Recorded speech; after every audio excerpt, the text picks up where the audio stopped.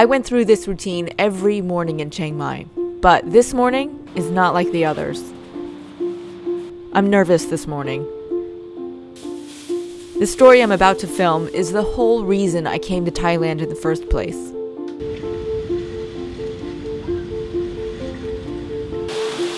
So it's pouring rain.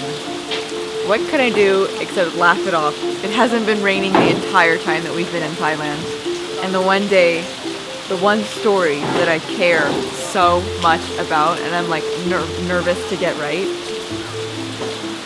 C'est la vie. I don't know what else to do except laugh it off. My story is about the dark truth behind elephant tourism and why you should never ride an elephant. And we're filming at Elephant Nature Park. I already made that official video for Circa. As of the time of writing of this episode, that video has almost 34 million views on Facebook.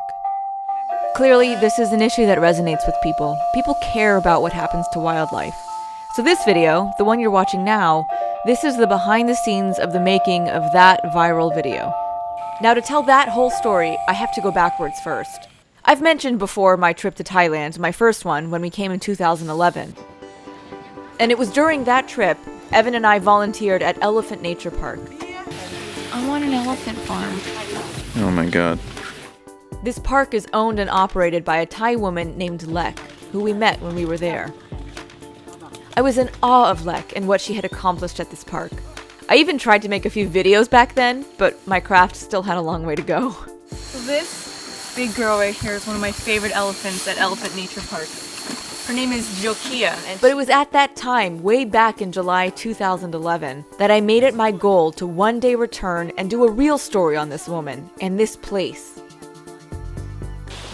So that brings us back here.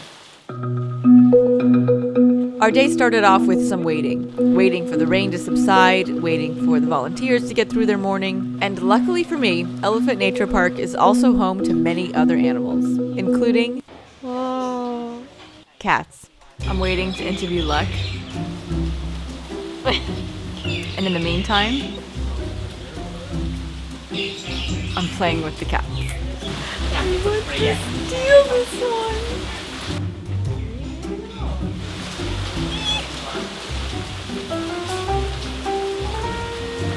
Oh, the cat here. You look like Pink Beauty. Are you the most beautiful? But back to the business at hand. Normally, I don't start off with interviews. I like to start by filming everything else and then do the interviews at the end. The two ladies I interviewed at the park were both incredible. Raw and vulnerable, and it didn't take long for all of us to start crying. I'm sorry about that. You have me crying now. I'm so glad you're telling the story. It's worth taking a gander at the full video just to see these women speak so passionately about the elephants. Oh, and I'm happy to report the rain stopped completely by mid-morning. The elephant gods were on our side that day. Say hi, Tommy. Hello. This is Tommy. He's our guide today. He's helping us. He's the best helper. Kind of assistant, right? You're like our production assistant today. David, you can keep that one. Why? Yeah, just like... Later, I also spoke to one of the mahouts, who is a person who is charged to take care of one elephant day in and day out every single year. They become that elephant's person. Here's a throwback fact. That elephant you saw me talking about earlier in the video from 2011, Her name is Jokia, and she's now blind in both her eyes. this is her 5 years later. She's still there. But that other elephant that was with her, that was May Pong. It was her best friend. May Pong immediately took to her. She realized that she was blind. May Pong passed away about a year ago.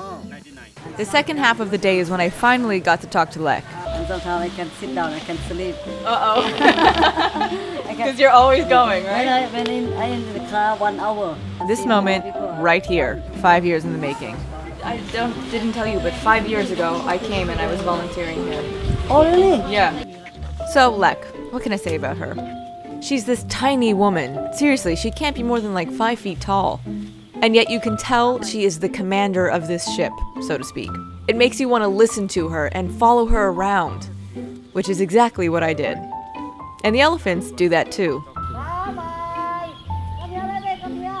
The elephants come when she calls them. It was incredible to see. I really didn't know what to do though. She was having this moment with them. So I just stood back and let her do our thing for our cameras.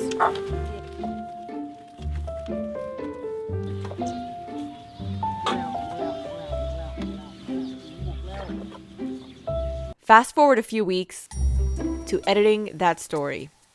I lost my shit, you guys. I'm not an emotional person, but this is pretty emotional stuff, and I cried.